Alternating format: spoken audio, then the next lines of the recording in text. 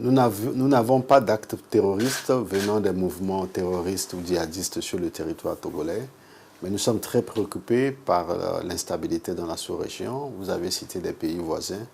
Notre vision, c'est qu'il ne faut pas attendre que nous soyons atteints pour agir contre le terrorisme.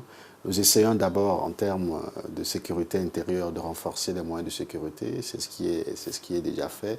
Mais nous pensons que la lutte contre le terrorisme doit être une lutte collective.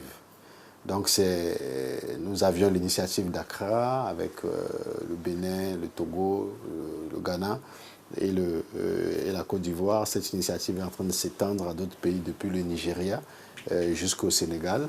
Mais nous souhaitons que nous puissions beaucoup plus travailler, que nos services de sécurité, nos services de renseignement puissent partager les informations afin que cette lutte, une fois qu'elle est collective, nous allons la gagner.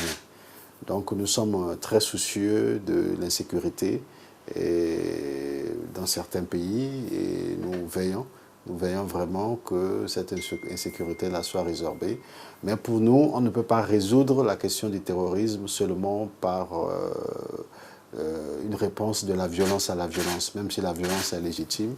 Nous pensons qu'il faudrait trouver des moyens.